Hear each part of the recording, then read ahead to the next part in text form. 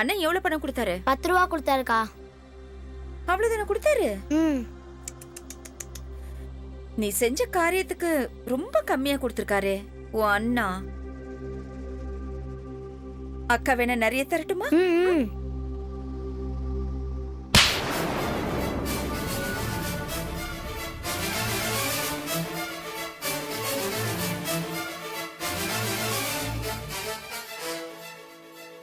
இந்த பொறுக்கி சொன்னான்னு நீ இன்னொரு வாட்டி இந்த மாதிரி போன் பண்ண கொன்னுடுவோம்.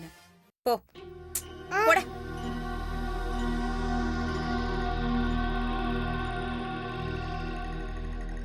அழுதுகிட்டே போறானே, அவன் அம்மா இப்ப வருவா. ஏன் என் புள்ளைய அடிச்சேன்னு கேப்பா. நடந்ததெல்லாம் நான் சொல்லுவேன். இத பார், எனக்கு போன் பண்றது, சிலிண்டர் வெடிக்க போகுது, வீடு பத்திக்கிட்டு எரிய போகுதுன்னு என்ன ஓடி வர சொல்றது, எல்லாத்தையும் இதோட நிறுத்திக்கும். ஏன்னா எனக்கு மாப்பிள்ள பார்த்தாச்சு.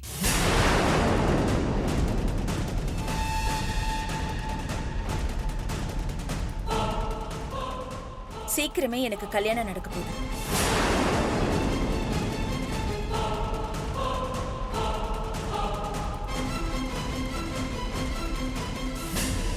உன் மிருகத்தனத்தை எல்லாம் இன்னையோட மூட்டை கட்டி வை. அத மீறி நடந்த விபரீதமாயிடும். ஜாக்கிரதை. ஸ்னேகா, 1000 மாப்பிள்ள ஒன்று வந்து பார்க்கலாம். ஆனா மணவரையில உட்கார்ந்து உன் கழுத்துல தாலி கட்டி உன்னை மனைவி அடைய போறது இந்த சித்தார்த்தா.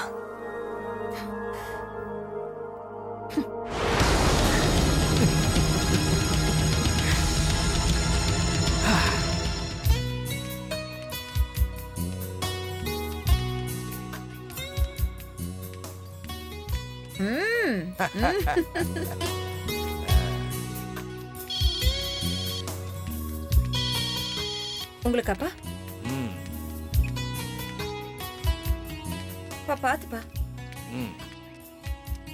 ஹலோ, சொல்லுங்க. எப்படி இருக்கீங்க சம்பந்தி? நல்லா இருக்கேன். பொண்ணை தான் பார்த்துட்டு போனீங்க, அதுக்குள்ளேயே நீங்க என்ன சம்பந்தி ஆக்கிட்டீங்களே. தட்டு தான் மாத்தியாச்சே, அதுக்கப்புறம் நீங்க எனக்கு சம்பந்தி தானே? ரொம்ப சந்தோஷம். சொல்லுங்க சொல்லுங்க சம்பந்தி. வேற ஒண்ணும் இல்ல, உங்க பொண்ணை பார்த்துட்டு வந்ததுல இருந்து எப்பப்பா கல்யாணம்னு என் பையன் துடியா துடிக்கிறான். பையன் துடியா துடிக்கிறானா கல்யாணம் எப்போன்னு? அதுக்கு என்ன, சீக்கிரமாவே கல்யாணத்தை வச்சிடுவோம். இந்த பாருங்க சம்பந்தி, கல்யாணம் உங்க விருப்பப்படியே சீர்திருத்த கல்யாணமாவும் சிம்பிளாவும் நடந்தாலும், ஆனா வரவேற்பு ரொம்ப பிரமாதமா இருக்கணும் சம்பந்தி. சம்பந்ி, உங்க சொந்தக்காரங்க எவ்வளவு பேருன்னு எனக்கு தெரியாது, ஆனா எனக்கு 3 கிராமத்துல சொந்தம் சொல்லிங்க. எங்க சொந்தக்காரங்களை நல்லபடியா கவனிக்கணும். எத்தனை பேர் வேணா வரட்டும், நான் சிறப்பா வரவேற்ப தடபுடலாம் நடத்தி முடிச்சிடுறேன். சம்பந்தி, உங்களுக்கு செலவு வைக்க கூடாதுதான் நான் போனே பண்ணுனேன். உங்க வீட்டு பொண்ணை பாத்துருக்கேன்னு ஊர்ல சொன்னேன். ஐயா வீட்டு பொண்ணு கிடைக்கிறதுக்கு நீ கொடுத்து வச்சிருக்கன்னு சொன்னாங்க. இறந்து போன பெரியய்யாவை பத்தியும் சொன்னாங்க. ஊரையே வாழ வச்சவர் அவரு வழியில தான் இன்னமும் தேவராஜ ஐயா நடந்துக்கிறாருன்னு பெருமையா சொல்லிக்கிறாங்க. ரொம்ப சந்தோஷமா இருக்குங்க. அதனால கல்யாண செலவு மொத்தத்தையும் நானே பாத்துக்கிறேன். இத சொல்லத்தான் உங்களுக்கு நான் போன் பண்ணேன். எங்க குடும்ப ஜோசியரை வர சொல்லிருக்கேன். கிராமத்துல இருந்து அவர் வந்த உடனே முகூர்த்த தேதியை குறிச்சிருவான். சரி, நல்ல செய்தி தான். அப்ப நான் போனை வச்சிட்டுங்களா? சரிங்க சரிங்க. என்ன சொன்னாரு? மாப்பிள்ளை கல்யாணத்துக்கு அவசரப்படுறாருல, அது மட்டும் இல்ல, கல்யாணத்துக்கு வரதட்சணையா ஒரு பைசா கூட வேண்டாமா, எல்லா செலவும் அவரே பாத்துக்கிறாராம். அவ்வளவுதான்மா, வேற ஒண்ணு இல்லை.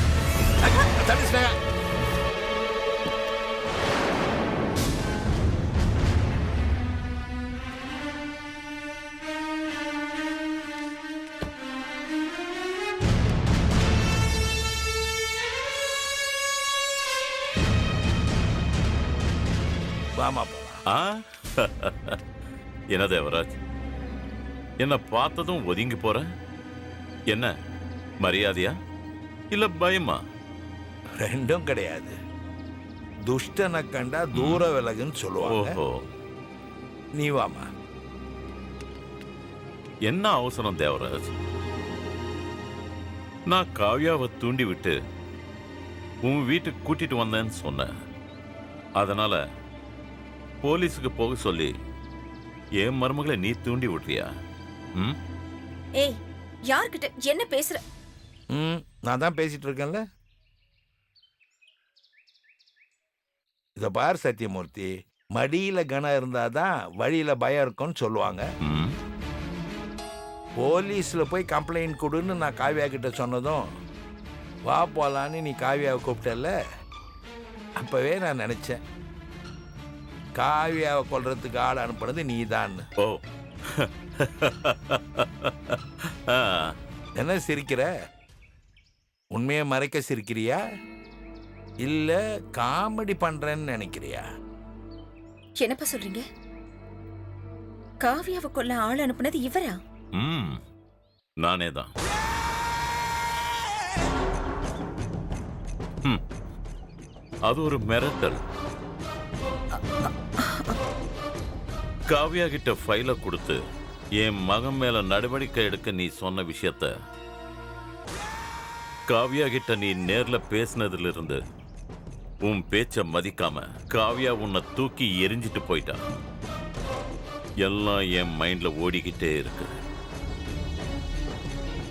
நான் காவ்யாவை மருமகளா ஏத்துக்கிட்டது ஒரு திட்டத்தோட தான். நீ காவ்யாவை பிரெயின் வாஷ் பண்ணதும் நான் கவனிச்சேன்.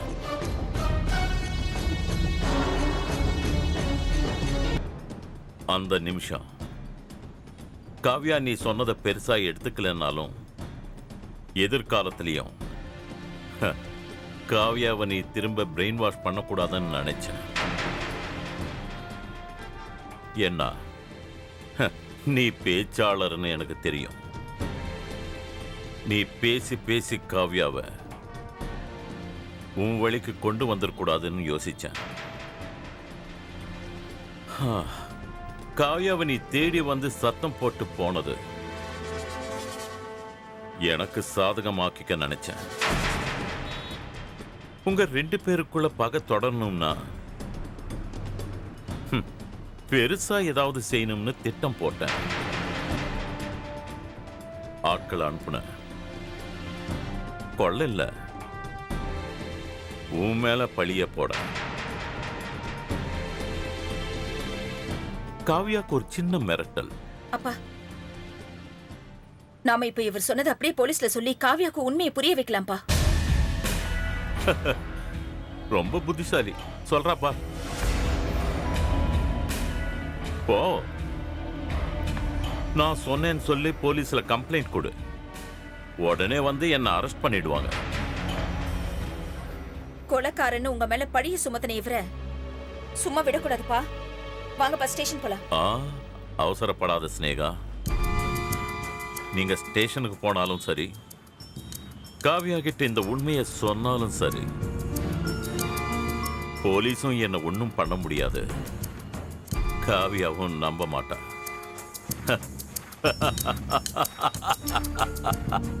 எத்தனை நாளைக்கு உங்க சிரிப்பெல்லாம்?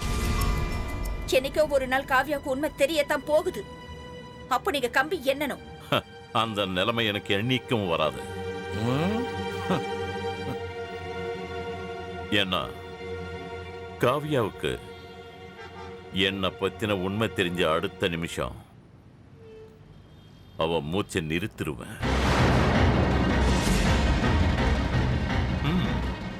காவ்யா செத்துருவா. காவ்யாவுக்கும் உங்க அப்பனுக்கும் பகை இருந்ததுன்னு பழிய இவன் பேர்ல போட்டு திரும்பவும் ஜெயிலுக்கு அனுப்பிச்சிருவேன்.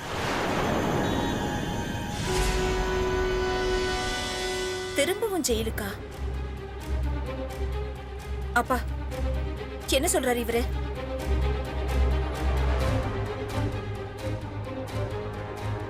சொல்லுங்கப்பா. ஏற்கனவே நீங்க ஜெயில இருந்தீங்களா? எதுக்காக? கொலை பண்ணதுக்காக.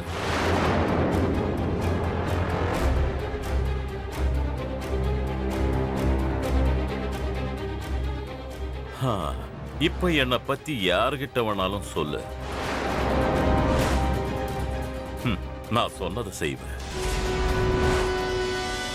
சத்தியமூர்த்தி, எங்க அப்பாவை ஜெயிலுக்கு அனுப்பிட்டு நீ நிம்மதியா இருந்துருவியா?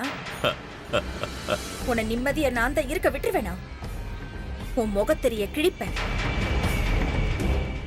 எந்த சட்டம் படிச்ச மமதையில பேசுறியோ அந்த சட்டத்தாலேயே நான் உன்னை தண்டிப்பேன். ஓ சரி, முடிஞ்சா பண்ணிக்க, பாப்போம்.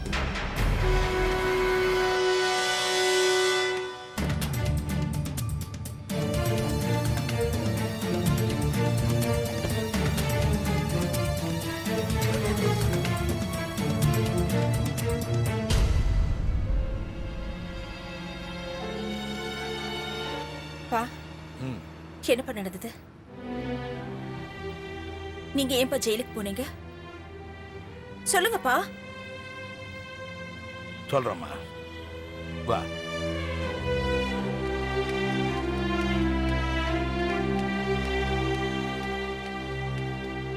வாக்கிங் எல்லாம் முடிஞ்சுதா? சீக்கிரம் வந்துட்டீங்க போல இருக்கு.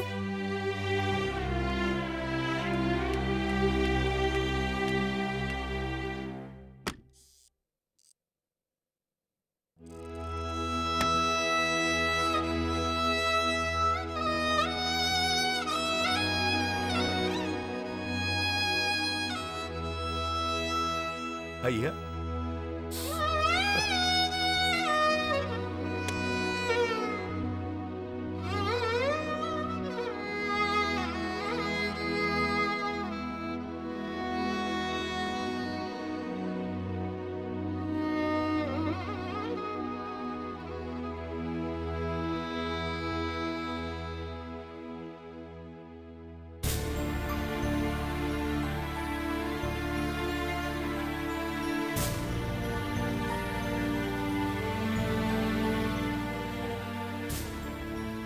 என்னம்மா பார்க்குற?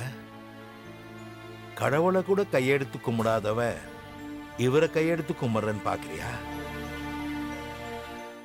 எல்லா கடவுளையும் உருவாக்கினவன் மனுஷன்தான். போக போக அந்த மனுஷன் தன்னையே கடவுள்னு சொல்லிக்க ஆரம்பிச்சிட்டான். அவனை பார்த்து சாமின்னு அடுத்தவங்களை சொல்ல வச்சான். அவன்கிட்ட இருக்க அயோக்கியத்தனம், இழிவான எண்ணம் எல்லாத்தையும் சாமின்ற அந்த போர்வையால மூடி மறைச்சான். இத காலத்துக்கு தகுந்த மாதிரி அப்பப்போ இருந்த சூழ்நிலைக்கு ஏற்ப தன்னுடைய காட்டு மிராண்டித்தனத்தையும் ஒழுக்கமில்லாத ஒழுங்கினத்தையும் மக்கள் கிட்ட இருந்து மறைச்சு, இதுதான் கடவுள், அவர் ஆகாசத்துல இருக்கிறாரு, அவர் காட்டுற வழியை உனக்கு நான் சொல்லித்தரேன்னு தன்னையே அவன் சாமி ஆக்கிக்கிட்டான். இது எதுவுமே இல்லாம தன்னை எந்த அடையாளத்துக்கும் உட்படுத்தாம மக்களுக்காகவே அவங்களுடைய வாழ்க்கைக்காகவே தன்னை அர்ப்பணிச்சுக்கிட்டவங்க கொஞ்சம் பேர் தான். அதுல ஐயா இவரும் ஒருத்தர்.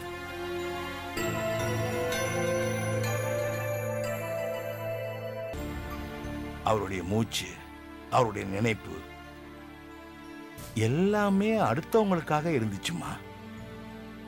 அப்ப கொஞ்சம் நிறுத்துங்க. பார்க்ல அந்த சத்தியமூர்த்தி உங்களை கண்டபடி பேசினாரு. ஏற்கனவே உங்களை ஜெயில வச்சது பத்தாதானு மிரட்டினாரு. எனக்கு அப்போ ரத்தம் கொதிச்சுதுப்பா.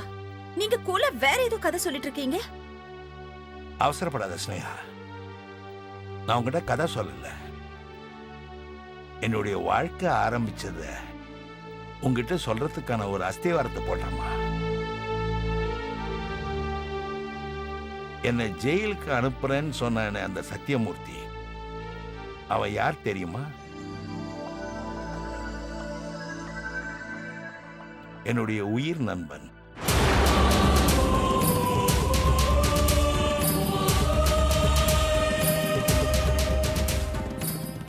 நானும் சத்தியமூர்த்தியும் காலேஜ் மேட்ஸ். உன் அம்மா லட்சுமியும் தான்.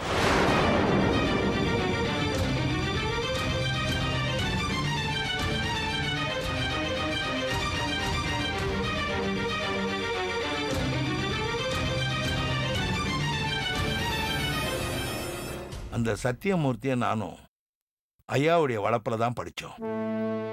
அந்த மாதிரி ஐயா நிறைய பேருக்கு கல்வி அறிவு கொடுத்தாரு. எங்க 2 பேருக்கும் அதுல கொஞ்சம் முக்கியத்துவம் ஜாஸ்தி. தன்னுடைய பிள்ளைகளா எங்களை அவர் நல்லா கவனிச்சுக்கிட்டாரு.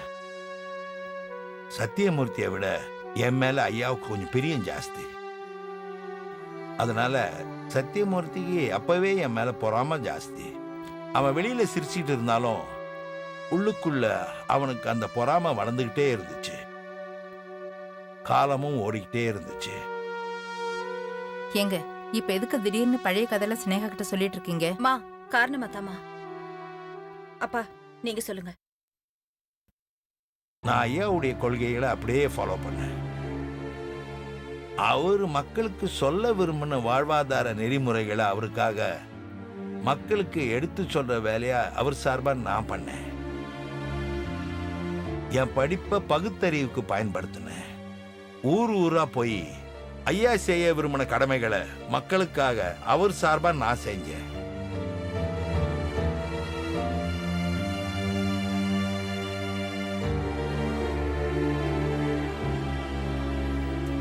சத்தியமூர்த்தி சட்டம் படிக்க போயிட்டான். கிரிமினல் வக்கீல் ஆகணுன்றது அவனுடைய ஆசை. எங்க 2 பேரையும் ஐயா அவங்க பாதையில போக வச்சாரு. அதுதான் அவருடைய சிறப்பு குணம். நீ டாக்டர் ஆகணும், நீ வக்கீல் ஆகணும், நீ அரசியல்வாதி ஆகணும்னு அவர் யாரையும் நிர்பந்தம் பண்ணதில்லை. யார் யாரா வரணும்னு ஆசைப்படுறாங்களோ அப்படியே உருவாகிறதுக்கு அவர் அவங்களுக்கு முழு அனுமதியை கொடுத்தார்.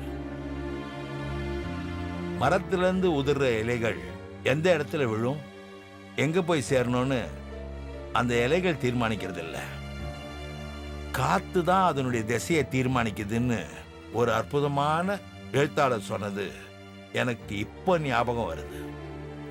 அது மாதிரி ஆல விருட்சமா இருந்த அந்த குருகுலத்துல படிச்சு உருவாகி வெளியேறினா காலத்தினால மக்களுக்கு சேவை பண்றதுக்காக என்னை ஈடுபடுத்திக்கிட்டேன்.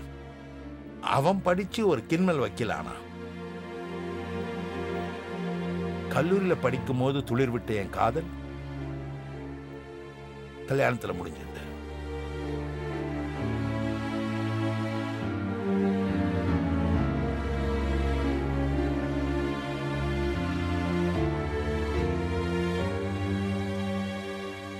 படிக்கும் போது இனிச்ச காதல் நான் கட்டிக்கிட்ட என் காதலிக்கு நான் பொது சேவையில இறங்கினதும் கசந்துடுச்சு. இந்த நேரத்துல நீ கருவான.